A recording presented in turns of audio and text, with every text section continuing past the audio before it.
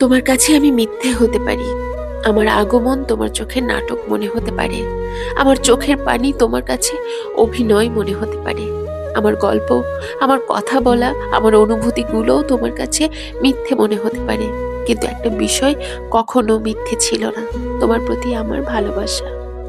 আমি ভালোবেসেছিলাম কোনো হিসেব ছাড়া, কোনো স্বার্থ ছাড়া। ভালোবাসাটা ছিল এতটাই সত্যি যে তোমার জন্য আমি অপমান সহ্য করেছি, তোমার শত ভুল মেনে নিয়েছি, নিজেকে বারবার ছোট করেছি। আমি জানি তুমি কখনোই ভালোবাসোনি, হয়তো আর বাসবেও না কখনো। তবুও আমার ভালোবাসা একটুও বদলায়নি।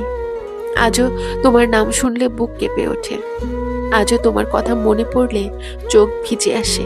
তোমার কাছে আমি যাই হই না কেন, এই কথাটা সত্য, আমি আজও তোমাকে অসম্ভব ভালোবাসি, নীরবে, দূর থেকে, কিন্তু ভীষণ গভীরভাবে।